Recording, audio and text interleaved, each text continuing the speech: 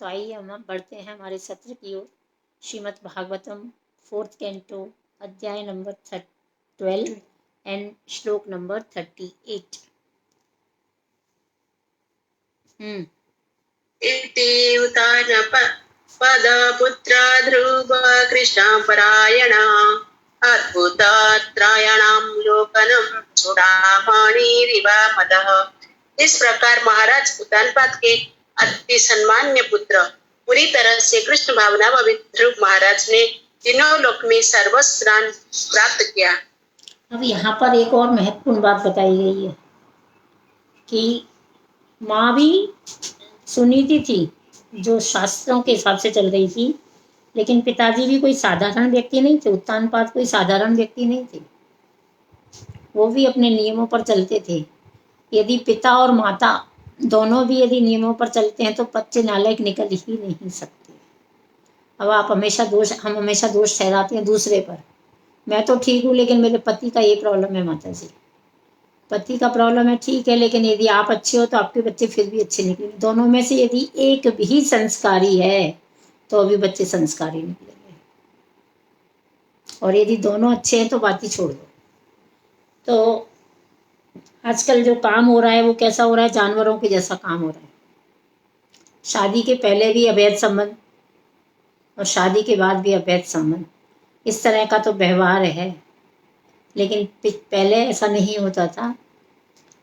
शास्त्र बताते हैं कि इवन शादी के बाद भी आप स्वतंत्र नहीं हो कुछ बहुत सारे कार्य करने के लिए, लेकिन हम स्वतंत्र मानते हैं अपने आप और जानवरों के जैसा कार्य कर रहे हैं। यदि हम जानवरों के जैसा कार्य करेंगे तो हमारे बच्चे कैसे संस्कारी हो सकते? तो हमें सुबह उठ के भागवतम पढ़ना, जप करना, यदि ये नियमों को बच्चे देख भी रहे हैं ना, ऑटोमेटिकली उनमें जो आप उनको गर्भ काल में नहीं दे पाए ना, वो इस समय पे दे सकते हो। उम्र उनकी कितनी भी हो, कभी भी उनको दीजिए तो चरणामृत दीजिए भगवान का, और साथ ही साथ क्या दीजिए? प्रसाद दीजिए। जो भी उनको खिला रहे हो ना, भगवान को भोग लगा कर खिलाइए, और अच्छी तरह से भोग लगाइए। आप लोग को पता है ना सबको भोग लगाने की विधि क्या है? नहीं पता तो इसका एक सेशन ले लेंगे। जिसको नहीं पता है वो फोन करके बोलना, हम बताएंगे। वापस एक सेशन लेंगे उसके लिए आपको हम। और जब आप ये कार्य करोगे तो आपके बच्चे नालायक निकल ही नहीं सकते, क्योंकि जिसकी जीवा पर भगवान कृष्ण का प्रसाद जाएगा, भगवान उसके ऊपर कृपा करेंगे ही करेंगे। तो यहाँ पर उत्तानपाद के अति सम्मानीय पुत्र पूरी तरह से कृष्ण भावना भावित ध्रुव महाराज ने तीनों लोकों में सर्वोच्च स्थान प्राप्त किया। तीनों लोकों में उन्होंने सर्वोच्च स्थान प्राप्त किया। आप बच्चे को यदि चॉकलेट भी खिलाते हो ना, तो बच्चे को ये आदत डालो कि पहले भगवान को खिलाओ फिर आप खाओ। अपन तो क्या करते हैं, रास्ते पे से चॉकलेट परचेज किया, ले बेटा चुप हो जा, तू दिमाग मत खराब कर, ज़्यादा आवाज़ मत कर। तो आदत कौन गंदी डाल रहा है? जिस दिन पहले दिन आपने उसको चॉकलेट लेके डाला था, चॉकलेट दिया था, तो बच्चा उसी दिन ये आदत सीख ले कि हाँ भोग लगा के खाना है, तो तकलीफ होगी। लेकिन हमने उसको पहले दिन नहीं सिखाया तो बच्चा सीख ही नहीं पाएगा। पानी का गिलास भी यदि वो लेता है हाथ में तो पहले भगवान को अर्पित करना चाहिए, क्योंकि ये सब वस्तुएं किसकी हैं? हमारे घर में पानी आ रहा है, इसका मतलब पानी हमारा नहीं है। ये पानी भी भगवान की कृपा से प्राप्त हो रहा है। भले ही आप इसका बिल भरते हो तो भी आप इसके अधिकारी नहीं हो। हम चोर हैं, भगवान की दी हुई वस्तुओं को चुरा चुरा कर उसका उपयोग कर रहे हैं। तात्पर्य पढ़िए, कौन पढ़ेगा? तात्पर्य प्रभुपाद की द्वारा। यहाँ पर कृष्ण भावना या कृष्ण चेतना हेतु सही संस्कृत पारिभाषिक शब्द बताया गया है। कृष्ण परायण, परायण का अर्थ है अग्रसर होना। जो भी श्री कृष्ण के लक्ष्य की ओर आगे बढ़ रहा हो वो कृष्ण परायण या कृष्ण चेतनामय कहलाता है। ध्रुव महाराज के उदाहरण से सूचित होता है कि प्रत्येक कृष्ण भावनामय मनुष्य तीनों लोकों के शीर्ष पर पहुंचने की आशा कर सकता है। कृष्ण भावनामय मनुष्य किसी भी महत्वाकांक्षी भौतिकवादी की कल्पना से परे उच्च स्थान ग्रहण कर सकता है। कृष्ण चेतना ये सही होता है। परायण का अर्थ है अग्रसर होना। जो भी कृष्ण के लक्ष्य की ओर बढ़ रहा है वो कृष्ण परायण हो जाता है या कृष्ण चेतना में हो जाता है। अभी देखो, भले ही हम लोग घर में हैं, लेकिन हमें संडे को क्या मंदिर में प्रोग्राम चलता है, सैटरडे को क्या प्रोग्राम चलता है, चेतना तो बनी रहती है ना। पहले हमको पता नहीं था कि क्या प्रोग्राम चलते हैं क्या नहीं था। धीरे धीरे जब हम कृष्ण के बारे में जानते हैं तो हमें रुचि आने लगती है ना। उसी तरीके से ये भगवान का धाम क्या है, गोलोक क्या है, इसके बारे में हमें ज्ञान ही नहीं है तो हम अग्रसर कैसे होंगे। यदि आपको पता ही नहीं है डॉक्टर बनने की कोई डिग्री है या इंजीनियर बनने की कोई डिग्री है तो आप पढ़ाई कर पाएंगे क्या, बताइए। कई बच्चे हैं कि वो बाल्यकाल से ही उनको ज्ञात है कि हमको कौन सी डिग्री चाहिए और वो उस पर मेहनत करते हैं। और कई बच्चे ऐसे हैं 10th पास कर लेते हैं, उनको पूछा जाए तुम्हारा फ्यूचर प्लान क्या है तो बोलते पता नहीं, क्योंकि उनका काम क्या है, मस्ती करना। उन्होंने कभी अपने कैरियर के बारे में या कभी डिग्री वगैरह के बारे में सोचा ही नहीं। लेकिन जो इंटेलिजेंट बच्चे होते हैं उनको कोई बताता नहीं है, भगवान अंदर से चेतना देते हैं। जिस तरीके से भक्त को भगवान चेतना देते हैं कि किस तरीके से भक्ति में अग्रसर होया जाए, उसी तरीके से भौतिक ज्ञान में और आध्यात्मिक ज्ञान में ज़्यादा फर्क नहीं है, सिर्फ रिफ्लेक्शन है। भौतिक संसार आध्यात्मिक जगत का रिफ्लेक्शन है। तो यहाँ पर ध्रुव महाराज की उदाहरण से सूचित होता है कि प्रत्येक कृष्ण भक्त तीनों लोगों के शीर्ष पर पहुंचने की आशा कर सकता है। यदि हम कृष्ण भक्ति करते हैं तो तीनों लोगों के ऊपर पहुंचने की हम आशा कर सकते हैं। कृष्ण भक्त किसी भी महत्वाकांक्षी भौतिकवादी की कल्पना से परे उच्च स्थान ग्रहण कर सकता है। कोई भी भौतिकतावादी व्यक्ति है उससे परे पहुंच सकता है वो। क्यों? क्योंकि वो शुद्ध भक्ति की ओर अग्रसर है। अभी हमको हमारे जीवन का लक्ष्य पता चल गया कि हमारे जीवन का लक्ष्य क्या है। जीवन का लक्ष्य खाना पीना सोना और बच्चे पैदा करना नहीं है। हमारे जीवन का लक्ष्य है ये जानना कि मैं कौन हूँ, ये जानना कि भगवान कौन है और मेरे जीवन का उद्देश्य क्या है। तो मंजू माता जी बताएंगी मेरे जीवन का लक्ष्य क्या है।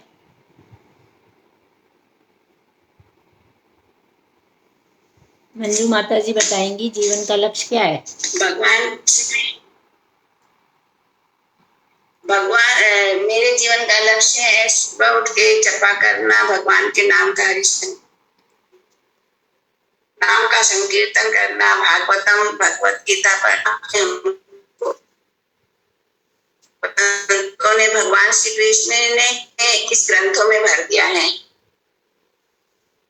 नेट नहीं आया। मानसी आप बताओ। जी मेरा है ना लक्ष्य यही होगा कि मैं ना पहले तो ना अपने आप को है ना लायक है ना करूं, काबिल है ना करूं और भी भक्ति करने के लिए। और प्लस है ना जपा है ना एकदम सिंसियरली करना है। और लक्ष्य में मेरा यही होगा कि मैं अपने है ना कृष्ण की ओर बढ़ती है ना रहूं। बस यही है मेरा लक्ष्य। सारिका। भक्ति प्राप्त करना माता जी, लायक नहीं हुई उससे, भक्ति प्राप्त करना चाहती। पांडे माता जी। हरे कृष्ण माता जी। माता जी कृष्ण भावना भावित होना, कृष्ण के बारे में हमेशा चिंतन करना, भगवत गीता पढ़ना, भागवतम पढ़ना, सुनना, शेयर करना। अभी सुनिए इसका आंसर। ये आपने बोला सही बोला। मेरे जीवन का लक्ष्य है कि मैं ये जानूं मैं कौन हूँ और भगवान कौन है। जब हम ये जानेंगे कि भगवान कौन है तभी तो हमको लक्ष्य प्राप्त होगा। और जब पता लग गया कृष्ण भगवान है फिर उसकी ओर जाने की ओर बढ़ेंगे हम लोग। तो ये सब भक्ति मार्ग में बढ़ने के हैं, लेकिन हमारे जीवन का लक्ष्य होना चाहिए कि मैं कौन हूँ। मैं कौन हूँ, कौन बताएगा।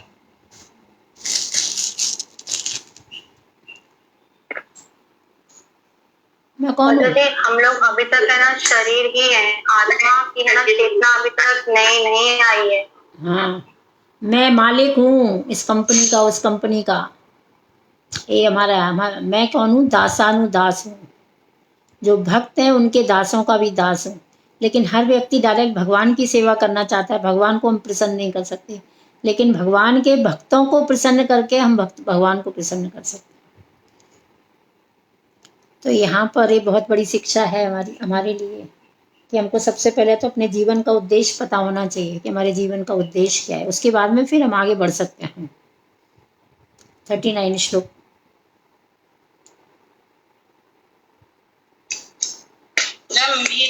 वेगनिमिषं द्रुतिसं चक्रमाहितम् यस्मिन् भ्रमति कौरव्यमेव गवं गणः।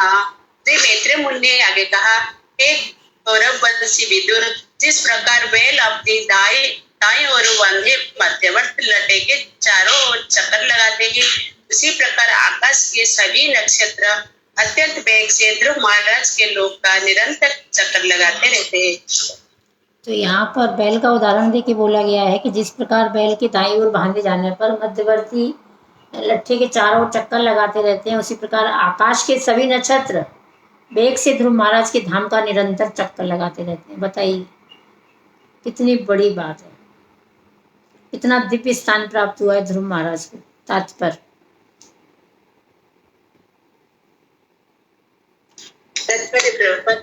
इस ब्रह्मांड का प्रत्येक ग्रह अत्यंत वेग से यात्रा करते हैं। श्रीमद् भागवतम में कथन से पता चलता है कि सूर्य भी 16,000 मील प्रति सेकंड की गति से यात्रा करता है। और ब्रह्मसंहिता के इस श्लोक सूर्य सविता सकल ग्रहणम में सूर्य को भगवान गोविंद के नेत्र माना गया है। इसकी भी एक कक्षा होती है जिसके अंदर ये चक्कर लगाता रहता है। इसी प्रकार अन्य समस्त ग्रह की अपनी अपनी कक्षाएं होती है, किंतु वह सभी मिलकर। तो इस ब्रह्मांड के प्रत्येक ग्रह अत्यंत वेग से यात्रा करता है। जो ब्रह्मांड है हमारा तो सोच भी नहीं पहुंच पाएगा, इतना वेग है वहां पर, हर चीज फास्ट फास्ट होती है, स्लो कुछ नहीं होता। श्रीमद् भागवतम के कथन से पता चलता है कि सूर्य की 16,000 मील प्रति सेकंड की गति से यात्रा करता है। 16,000 मील प्रति सेकंड।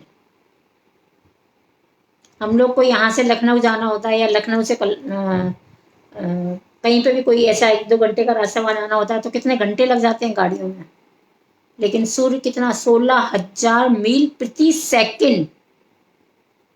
ब्रह्म संहिता में ऐसे श्लोक का यक्षक्षेरेषु सविता सकल ग्रहणम में सूर्य को भगवान गोविंद का नेत्र माना गया है। आप लोग सुनते आए हो ना, हम हमेशा बताते हैं कि सूर्य और चंद्रमा भगवान की आंखें हैं, लेकिन हमारे पूर्वज या हमारे गांव वाले या हमारे सगे संबंधी हमने देखा है कि वो सूर्य की पूजा अलग से करते हैं, चंद्रमा की पूजा अलग से करते हैं, तारों की पूजा अलग से करते हैं। लेकिन यदि बोला जाए कृष्ण संपूर्ण है, इनकी पूजा करो आपकी सबकी पूजा हो जाएगी, लेकिन वो नहीं मानेंगे। क्यों? हम ऐसा करते आए हैं, हम ऐसा ही करेंगे, हमको यही अच्छा लगता है। जब तक इस तरह के फंसी रहोगे आप भगवान की भक्ति में प्रोग्रेस नहीं कर सकते। शास्त्र जो बोलते हैं वो कार्य करोगे तो आप भक्ति में बढ़ सकते हो। ध्रुव ने नहीं बोला मैं 5 साल का हूं, जंगल नहीं जाऊंगा। 5 साल की कोई उम्र थी जंगल जाने की क्या? लेकिन उसके अंदर लालसा थी। हम लोग क्या बोलते हैं, हमारी माँ ने यही सिखाया था हमको, हम शुरू से यही करते आ रहे हैं, हमको यही अच्छा लगता है, यही करेंगे। भगवान ने बोला है आप भगवत गीता पढ़ रहे हो, भागवतम पढ़ रहे हो, 16 माला का जप कर रहे हो, 4 नियम का पालन कर रहे हो, ये आपको भगवत धाम ले जाएगा, इसके अलावा कुछ करने की आवश्यकता नहीं है। लेकिन हम डरे हैं कि नहीं, इसीलिए भगवान ने भगवत गीता के श्लोक में बोला योग क्षेम वहम या माँ सुचा, डरो मत, मैं तुम्हारी रक्षा करूंगा। कब? जब तुम मेरी ओर बढ़ोगे तो कोई भी व्यक्ति चाहे कितना भी बलशाली हो, उसका बल कुछ काम नहीं करेगा, मेरी शक्ति के द्वारा मैं उसको हर लूंगा। तो इसके लिए किसी किसी की समस्या होती है, कभी पति की समस्या, कभी बच्चों की समस्या कि वो नॉनवेज खाते हैं, कांदा लहसुन खाते हैं। हर पत्नी का ये कर्तव्य बनता है कि अपने को सुधारो, उनको सुधारने की आवश्यकता नहीं। हाँ, लेकिन घर में साफ सफाई रखना है। ठाकुर जी का भोग लगता है तो हम उनको इतना बोल सकते हैं कि आप अपना बनाओ और खाओ, हमें इससे लेना देना भी नहीं, अपने बर्तन अलग कर लो। लेकिन ना मैं देखना चाहती हूँ, ना मैं बनाना चाहती हूँ, और ना मैं इन चीज़ों में पढ़ना चाहती हूँ। ना मैं ना बोल रही हूँ, ना मैं हाँ बोल रही हूँ। आप खुद समझदार हो, आपको जो करना है आप करो। जिस पत्नी ने पति को कोई चीज़ के लिए मना किया, पति तो तैयार रहता है झगड़ा करने के लिए, और ना सुन के तो वो और आग बबूला हो जाता है। सुन रहे हो माता जी? इसलिए पतियों को ना बोलने का अधिकार नहीं है। कई हमारे जान पहचान में भी काफ़ी लोग हैं, भक्तों में भी कई लोगों को हम जानते हैं कि वो स्त्रियां बहुत सुंदर भक्त हैं। प्रभुपाद जी के पास एक स्त्री आई थी, उनका पति उनको मंदिर भी नहीं जाने देता था। तो प्रभुपाद जी ने उनको बोला ठीक है, आप घर में 16 माला का जप करो, 4 नियम का पालन करो, मैं आपको बैक टू गॉडेड ले जाऊंगा। प्रभुपाद जी ने किस पे जोर दिया है? आप यदि 16 माला जप से कर रहे हो ना, वो पति आपका 1 दिन बनाएगा, 2 दिन बनाएगा, तीसरा दिन बोलेगा नहीं बनाता है यार, इसको अच्छा नहीं लगता। लेकिन अपन मना करेंगे ना, तो वो क्या करेगा, दिन में 4 बार डिमांड करेगा, खाओ बनाओ ऐश करो। हमको कोई अधिकार नहीं है किसी को रोकने का, क्योंकि भक्ति हमारी है। लेकिन सावधान रहो, जब अपने पे बात आए तो भैया हमको को नहीं खाना। बच्चों पर बात आए तो शिक्षा दे दो उनको कि आपको जो करना है करो, बच्चों को आदत गंदी मत डालो। और बच्चों को इस तरीके से ट्रेन करके रखो कि बच्चे अपने आप ही मना करें। आपको बच्चे माध्यम है माँ बाप के बीच सुधार लाने के लिए। आप हट जाओ वहां से, बच्चों को बोल दो।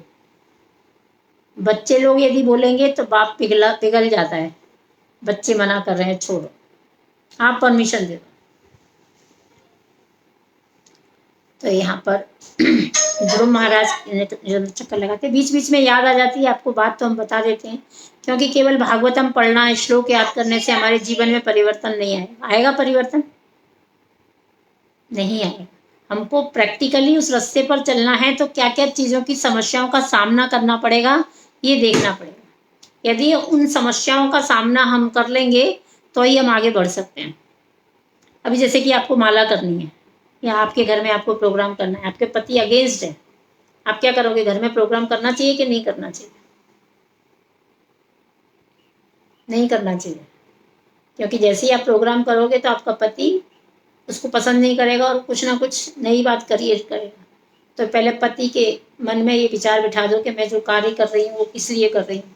तो धीरे धीरे पति आएगा, मनोएगा तो बैठेगा, नहीं तो नहीं बैठेगा। लेकिन आपको क्या करना है? आर्गुमेंट नहीं करना। नहीं मना कर रहा है ना, ठीक है ना? क्योंकि भैया पति सर्वोच्च है। शास्त्र प्रमाण देते हैं, बड़ी बड़ी स्त्रियां भी जो हुई है ना, वो पति के अंडर में ही रही है। यदि हम सच में बैक टू गॉडेड जाना चाहते हैं तो हमको पति के दिए हुए नियमों का पालन करना चाहिए। पति जो बोलते हैं उसका पालन करना चाहिए। लेकिन हाँ, सेम टाइम पे प्रभुपाद जी ने ये भी बताया, भक्ति में रुकावट यदि बन रहा है तो उस बात को नहीं सुनना है। उसको बोलने का 365 तुम्हारी, 1 हमारी। आप जो बोलोगे, मटन खाना है खाओ, प्याज खाना है खाओ, शराब पीना है पियो, लेकिन मेरी भक्ति में बाधा मत बनो। मैं आपको नहीं रोक रही इस कार्य को करने के लिए, क्योंकि आप नहीं समझ पाओगे। लेकिन मैं सिर्फ और सिर्फ भजन करके यहाँ से निकलना चाहती हूँ, तो कृपया मेरे मार्ग में भी आप रुकावट ना बने। तो जब पति को पता लग जाएगा कि ये भक्ति तो मांग रही है यार, तो पति नर्म हो जाएगा कि नहीं हो जाएगा? 1 साल लगेगा उसको, 6 महीना लगेगा, 2 साल लगेंगे, हो सकता है 8-10 साल भी लग जाए, क्योंकि कुछ निर्दयी होते हैं। और उनको भक्ति के मार्ग पर लाकर आप है ना समझा सकते हो।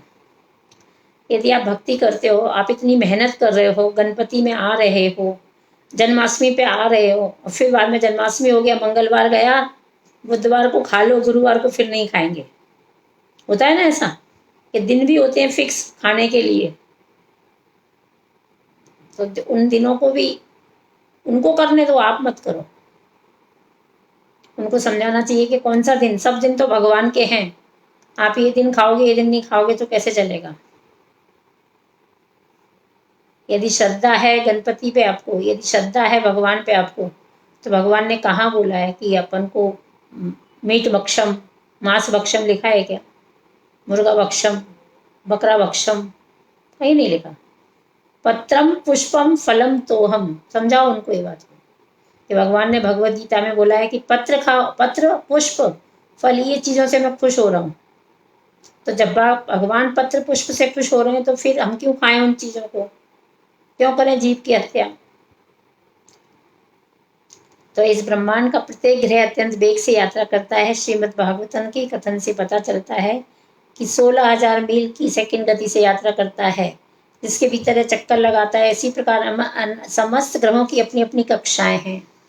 जितने भी ग्रह हैं उनकी अपनी अपनी कक्षाएं हैं, किंतु वे सभी मिलकर ध्रुव तारा या ध्रुव लोक की प्रदक्षिणा करते हैं। लेकिन ये सब मिलकर क्या करते हैं? यात्रा कर प्रदक्षिणा करते हैं, जहाँ पर तीनों लोगों के शीर्ष पर ध्रुव महाराज स्थित हैं। तीनों लोग के शीर्ष पर मतलब सबसे ऊपर पे कौन है? ध्रुव महाराज स्थित है। हम केवल अनुमान लगा सकते हैं कि भक्त का वास्तविक स्थान कितना ऊंचा होता है।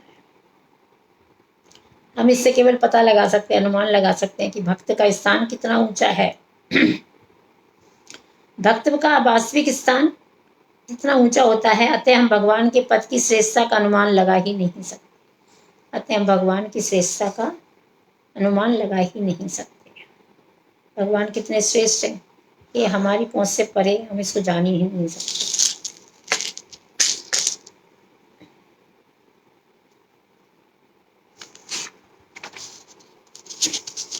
नेक्स्ट श्लोक।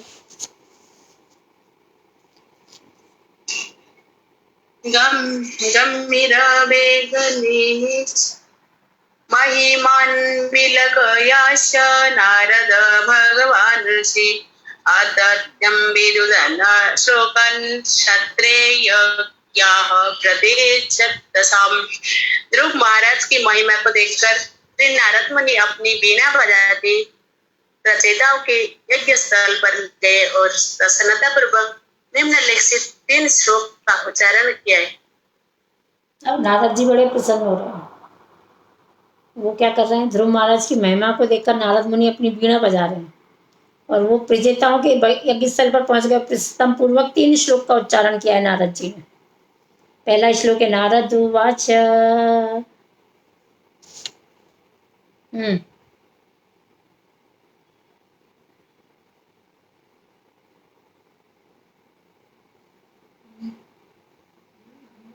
नीता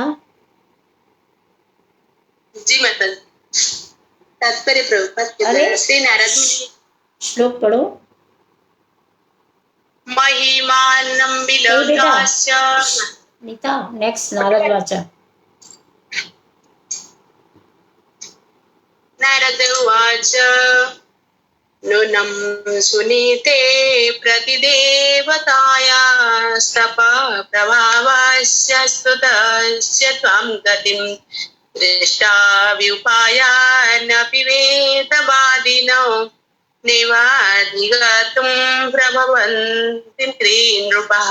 श्री नारद मुनि ने आगे कहा, अपनी आध्यात्मिक उन्नति तथा सशक्त तपस्या के प्रभाव से ही पतिपरायण सुनीति के पुत्र ध्रुव महाराज ने ऐसा उच्च पद प्राप्त किया है, जो वैदिक सिद्धांतों का दृढ़ पालन करने वाले तथा कथित वेदांतियों के लिए भी प्राप्त करना संभव नहीं है। फिर सामान्य मनुष्य की तो बात ही क्या कही जाए। तो यहाँ पर महर्षि नारद कह रहे हैं कि अपनी आत्मिक उन्नति तथा शासक्त ध्रुव महाराज ने अपनी आध्यात्मिक उन्नति की, अपने आप उन्नति की उन्होंने, और सशक्त तपस्या के प्रभाव से ही पति परायणा सुनीति के पुत्र, पति परायणा सुनीति कौन थी? पति परायण थी। आप लोग को मैंने अभी थोड़ी देर पहले समझाया कि पति परायण का मतलब क्या होता है। देखिए, हमको जैसा भी पति मिला, अच्छा मिला या बुरा मिला, यदि आप उसके साथ में सामंजस्य बिठा लोगे तो अगले जन्म में नहीं मिलेगा, नहीं तो अगले जन्म में वापस से आपको उसके साथ ही आना पड़ेगा। तो वापस से आना चाहते हो क्या उसके साथ? कुछ पत्नियां तो बोलेंगी हाँ हाँ हमारा पति बहुत अच्छा है, हमको आना है उसी के साथ, जन्म जन्म का साथ है तुम्हारा हमारा। 7 जन्म के बाद में भी तुम ही चाहिए पति देव। चाहिए ऐसे पति क्या? किस किस को चाहिए अपने पति जो पहले थे वो? तो इस जन्म में ही हिसाब किताब पूरा कर लो। वो आपको मारे पीटे गाली दे गलौज दे, भक्ति करने के लिए बस नहीं रोके, इतना होना चाहिए पति को।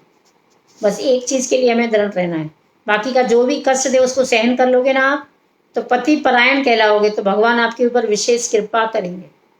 और जो आपने ऑब्जेक्शन किया, नहीं चाहिए मुझे तुम्हारे साथ नहीं रहना, डाइवोर्स, तो डाइवोर्स ले सकते हो, लेकिन कहलाओगे तो पति उसी कहलाएगा तो वो तुम्हारा ही पति। कहते हैं ना, शादी के बाद भी बोलते हैं ना उसका पति का डाइवोर्स हो गया, बोलते कि नहीं बोलते? उसका डाइवोर्स हो गया। नाम किसका आता है? पति पत्नी दोनों का आता है। तो डाइवोर्स के बाद में भी पति तो वो तुम्हारा ही है। उसी तरीके से मरने के बाद भी पति तो तुम्हारा ही है। इसलिए जीते जागते ही उसको सहन कर लो, तो अगले जन्म में नहीं मिलेगा। तो सुनीति के पुत्र ध्रुव महाराज ने ऐसा उच्च पद प्राप्त कर लिया क्योंकि वो पति परायण थी। भले ही उसके जीवन में बहुत यातनाएं, जिस सुनीति ने अच्छे के लिए बोला था तानपाद को कि शादी कर लो, लेकिन सुनीति ने कभी ये नहीं सोचा था कि जो स्त्री को वो लाने के लिए तनपाद को परमिशन दे रही है वही स्त्री उसको घर से बाहर कर देगी। इतना कितना बड़ा त्याग किया है बताइए। आजकल की हम स्त्री ऐसा कर सकते हैं? पहली बात तो परमिशन ही नहीं देंगे, और दूसरी बात परमिशन दे भी देंगे तो जैसी बोलेगी बाहर निकल, बोला तेरी घर में एंट्री नहीं है। गलत है कि सही है? कितना सैक्रिफाइस कर रही है वो, जो तथा कथित वेदांतियों के लिए भी प्राप्त करना संभव नहीं है। और ध्रुव महाराज को जो स्थान मिला है वो बड़े बड़े वेदांतियों के लिए भी संभव नहीं है। वेदों के ज्ञाता हैं वो, लेकिन उसके बाद में उनके लिए भी वो संभव नहीं है। तो सामान्य मनुष्य तो उसको प्राप्त कर ही नहीं सकते। इस श्लोक में वेदवादिना शब्द महत्व का है। सामान्यतः जो व्यक्ति वेदों को दृढ़ता से पालन करता है वह वेदवादी कहलाता है। इनके साथ ही तथा कथित वेदांती भी हैं जो अपने आप को वेदांत दर्शन का अनुयायी घोषित करते हैं, किंतु वे वेदांत की गलत व्याख्या करते हैं। भगवद गीता में भी वेदवाद रता शब्द आया है, जो ऐसे व्यक्तियों का सूचक है जो वेदों का सार समझे बिना वेदों में आसक्त रहते हैं। वो वेदों को जानते नहीं है लेकिन बोलते हैं हम वेद जानते हैं। ऐसे लोग वेदों के संबंध में बातें करते रहें और अपने ढंग से तपस्याएं करते रहें, किंतु वे ध्रुव महाराज जैसे उच्च पद को प्राप्त नहीं कर सकते।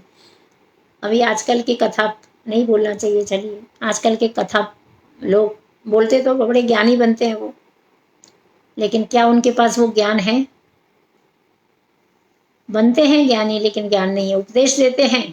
आपको बताई थी ना एक स्टोरी कि एक पंडित जी थे, वो कथा करने को गए थे। कथा में उन्होंने बताया सात्विक भोजन करना चाहिए, रासिक तामसिक भोजन नहीं करना चाहिए। तो उस दिन बाई चांस उनकी पत्नी भी आ गई थी। पत्नी ने बोला यार ज्ञान तो सही दे रहे हैं ये, मैं तो इनके लिए बहुत तीखा और बहुत वैसा मसाले वाला सब्जी बनाती हूँ। तो उसने घर पे जाके सबसे पहले वो प्रसाद फेंक दिया और बोला अब मैं आपके लिए रसोई बना रही हूँ। तो उसने बोला भाग्यवान क्यों? बोला अरे आपने कथा में बोला ना कि ज़्यादा तेज मसाले ज़्यादा नहीं खाना चाहिए, तो आज आपको मैं सादा। अरे बोला भाग्यवान वो सब तो केवल प्रवचन के लिए था, ला खाना कहाँ ला कहते। तो इस तरह का यदि आचरण हमारा होगा तो कौन लोग सुनेंगे हमारी बात? आप जो सिखा रहे हो पहले अपने जीवन में लाओ, तब लोग आपके व्यवहार को देखकर समझेंगे उस बात को, नहीं तो समझना मुश्किल है। तो ऐसे लोग वेदों के संबंध में बातें करते जरूर हैं, तपस्याएं भी करते रहे, किंतु वे ध्रुव महाराज जैसे पद को प्राप्त नहीं कर सकते। यहाँ पर राजाओं का विशेष रूप से उल्लेख हुआ है, क्योंकि पहले समय में राजा राशि हुआ करते थे। ध्रुव महाराज राजा थे और साथ ही वे ऋषि के समान ज्ञानी भी थे, किंतु भक्ति के बिना ना तो महान क्षत्रिय राजा न वेदवादी ब्राह्मण ध्रुव महाराज जैसे उच्च पद को प्राप्त कर सकते। तो यहाँ पर बोला जाए ये सब हमको मिलेगा कब? जब हम भक्ति करेंगे। भक्ति के बिना ये सब संभव नहीं है। तो क्या हम तैयार हैं भक्ति करने के लिए, तपस्या करने के लिए? सबसे बड़ी तपस्या है सुबह में 5 बजे से 7 बजे तक जप करना। इससे बड़ी तपस्या कोई है ही नहीं हमारे लिए। कितने लोग इस तपस्या को करने के लिए तैयार हैं? सारे काम एक तरफ, नहाना धोना, जो हमने बोला ना, 1 लोटा पानी लो, बाथरूम में जाओ 1 लोटा पानी लो, नहा के निकलो, कपड़े पहनो और जब करने बैठ जाओ। बाद में अच्छी तरह से 4 घंटे तक नहा लेना, कोई रोकने वाला नहीं है। लेकिन आप सोचोगे अभी सुबह में नहा लिए, दोबारा नहाने में कंटाला आएगा, तो मतलब आप केवल टाइम वेस्ट कर रहे हो। कृष्ण भक्त बिंदास, कृष्ण के भक्त जो होते हैं वो बाथरूम में जाते हैं, फटाफट 2 लोटा पानी डाला, निकलते हैं बाहर, फिर बाद में दिन भर पड़ा है उनके लिए, लेकिन अपना वो ब्रह्म मुहूर्त का जो समय है वो वेस्ट नहीं करते। नेक्स्ट 42।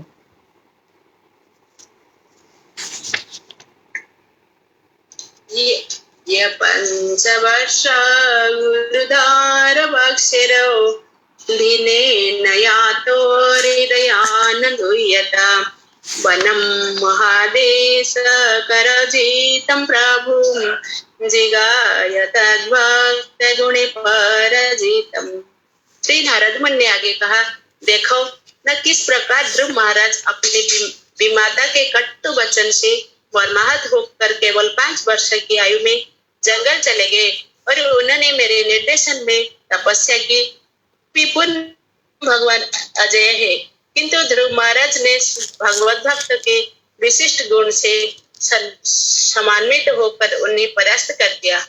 अभी यहाँ पर बताया जा रहा है कि विमाता के कटुन वचनों से, देखो सौतेली थी वो, उसने बोला कुछ खराब ना, तो ध्रुव महाराज ने खराब नहीं लगाया, या उसकी माँ ने उसको बोला नहीं बेटा तेरी सौतेली माँ है, वो तो कभी तेरे को प्यार कर ही नहीं सकती, सौतेली तो सौतेली रहने वाली है ना, वो तो ऐसा करेगी वैसा करेगी, ऐसे भड़काया नहीं, बल्कि उनको क्या बोला कि जा बेटा जंगल में जाके तपस्या कर।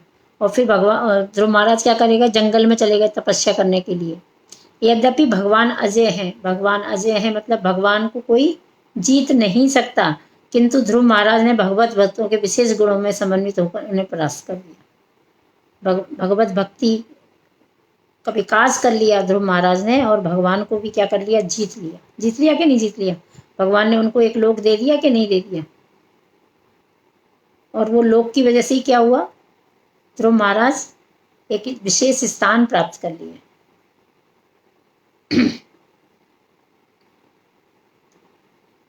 पढ़ना है, तात्पर्य बड़ा है, या कल करें?